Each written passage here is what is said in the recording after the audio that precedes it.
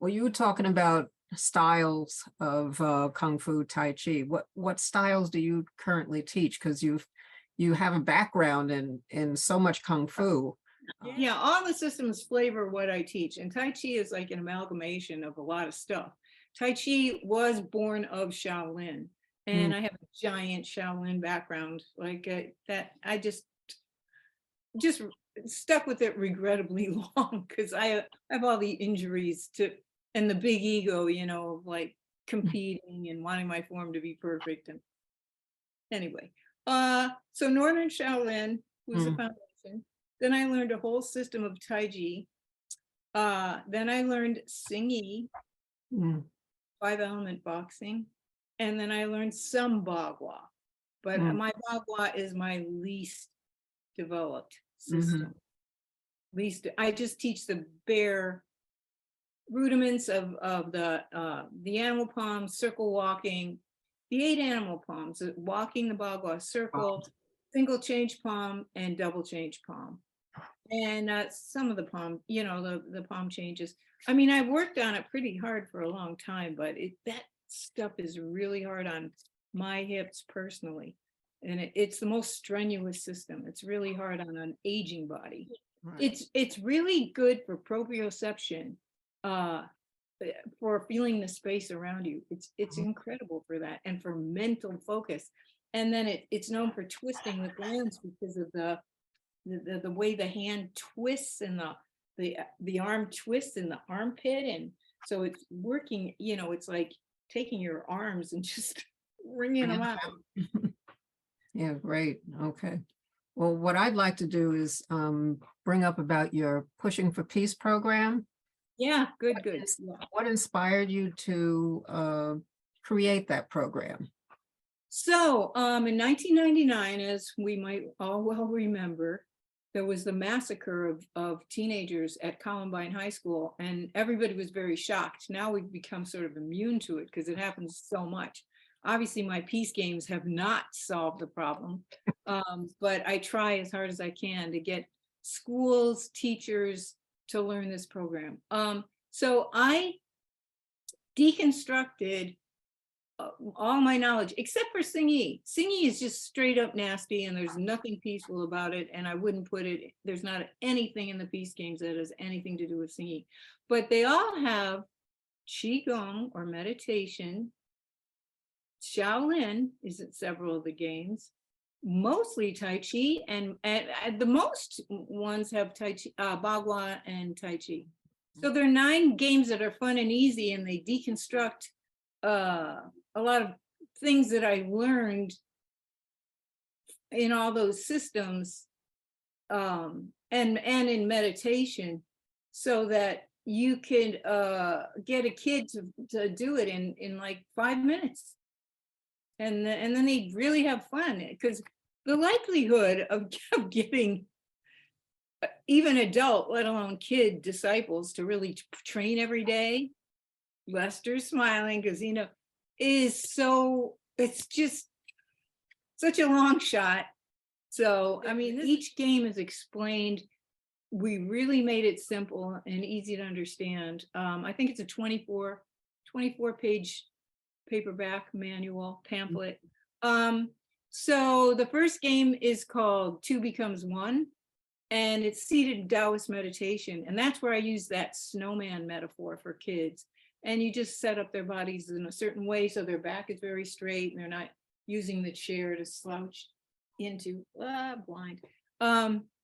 And you guide them through breathing. You can go up to them and say, may I touch your shoulder, or may I touch your ears, or you can pull up on their crown point, not Lester, and just yank up a couple of hairs. And then it's funny about kids, because then you can go, oh my God, you just got 3 inches taller, and they're all really happy, like, no, I'm a big kid. Anyway, and that's the first game. So you can guide kids actually through seated meditation, especially if you have a seated meditation practice, because then you know how much work it is to get into a zone, and you got to sit there for a long time. But you know, the interesting thing about kids is once you get them in their good structure, seated, we used to call number one, be the chair. But Mhm. when I had it translated by one of my students, wrote it in Chinese, and it kept translating as "Be Chairman Mao." It's not right for a peace game, be chairman. Anyway, um, you know, it takes a little bit of coaxing and guidance, but it's kind of like what we're telling ourselves all the time during Mhm. our practice. So especially Tai Chi people, we named them because my daughter said it sounded too pretentious. My youngest daughter grew up in my Kung Fu school. Well, all my kids did, but she the most. And with the peace games, when I was developing the peace games, because she was in third grade when Columbine happened. So it was in her school that I spent 3 years, 3 through 6th grade, working on these peace games. So, you know, you have to guide them through it and talk them through it, and you can just have them meditate for even 3 minutes, and they're profoundly moved from that experience. And I think this is my fond hope that that as they age and you're not teaching them anymore, that memory will be there, like, wow, that I remember that when I meditated, that was cool, and maybe I'll take that up again. So I really think that the first peace game is the most important, and they're in a sequence where one builds on the next, so they're carefully sequenced. Number two is operator. I've been teaching a different program lately, which I'll explain in a minute. But operator is a tricky way to get kids into standing meditation. It's like a trick. So they all stand in a circle, and they attach Laogun points. So the left hand is yin, faces earth. The right hand is yang, faces heaven. And they touch their centers of their palms. They don't grip. And then they send energy, kind of like the wave in a sporting event when you see a wave go, you know, only it goes around the circle. And they do head turns with it. So it's starting to train that eye follows the hand that you do in Tai Chi. So they pass energy with a slight movement. And then the next phase is that then as guide, you start it rolling, and then it goes around the circle in the other direction. And you can see, like, if there's a kid that's like, this is stupid and I'm bored, they're not in a rooted posture. They're like looking off, you know, and their body's kind of, like, I'm not really here. And the interesting thing is that's when peer pressure takes over, because kids always want to get on to the next thing, and they love to play games. So the energy gets stuck with the slacker. And then you say, oh, I'm sorry, we have to start all over again. The energy got stuck. And the other kids all go, hey, pay attention. You know, you don't even have to do it. The kids get on. And it comes back to you. And then you say, oh, thank you, I got it. And then you send it the other direction. Then when you feel it come back, you thank them for passing the energy ball. And then you do it with eyes closed. So that's always interesting. You know, but as the guide can peek, though, to see if, you know, and then you feel that they do a gentle, and then you just stand there without moving, passing the energy for, you know, who knows how long. Could be like 30 seconds. Kids don't have a whole lot of patience, but it's interesting. And then everybody just gathers the energy and puts their Laogun points just below their navel and breathes into their hands. The third game is turtle races. So that's when we have a starting point and a starting line, and the last person to cross the finish line is the winner. So and then you start out by doing like some big crazy looking Tai Chi move that's all made up, so they don't feel, you know, self-conscious.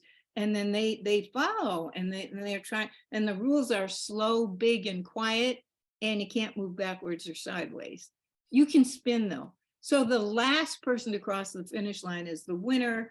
So it's a funny thing because it flips the script on racing, but it also is, they're still competing, you know, they still have the notion of competition. The fourth game is called Glider. And so that's a partnered game, and the two people stand across from each other, just touching their middle finger, which is the furthest away from their center, right, to their partner's elbow, like that, and then you just glide back and forth. So I actually had really good results with someone that had a TBI, traumatic brain injury, and it helped him a lot to do glider. So it's good for getting centered, grounded, relaxed, and stable, obviously. And you start going really slow. And another interesting thing that happens is you can encourage it by saying, shift forward, exhale, shift back, inhale. And the two partners get their breathing in sync.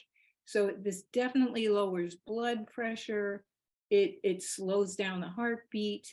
So they're getting they'd already done 2 meditations and turtle races. Now they're doing glider and they're just slowing down. So this is especially desirable for kids who are very young, full of young energy and going too fast for, at least for the comfort of adults. And then we play game number 5, which is lead the follower, follow the leader. So that's touching lightly at the backs of the wrist, a partner game. And one person just runs around the room and the other person has to stick to them. So, you know, that's all a lot of fun. And then you make them do it with eyes closed. And the other students stand around the in a giant circle, and they'll just say something like wall or, too close when their eyes are closed. But it's real interesting because hardly anybody does ever. I've never seen anybody crash into anything, even with the eyes closed, because they're already getting so sensitive, a heightened sensitivity and awareness from the previous 5 games. So that's game number 6 is sword fingers. So this is when it's building up to a crescendo and it's the most active. So you make 2 fingers, the pointer and the first finger support each other, and you hold the other ones like that. And one person's attack. So it's 2 lefts, and the other person's going to use their left hand, which I can't do. And the other person is backing up like this. So it looks like this, except not exactly, because you need another person. And it goes straight line. So the sword, you attack straight line, very linear. This one is based on Shaolin. And the attack sword is walking in, this is important to walk in a straight line. The retreat shield makes a quarter turn, and if it's their right hand is up, it's a clockwise turn. If their left hand is up, it's a counterclockwise turn. Only turn 1/4.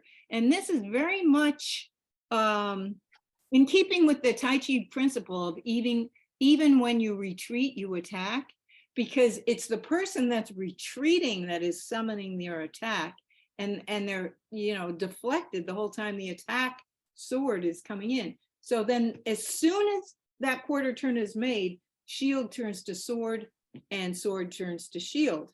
So it kind of has this zigzag pattern. And as soon as you can get kids to get it, or adults can do this too, inevitably people start running. And it's really fun. You feel super focused, Spanish. Dog chases its tail.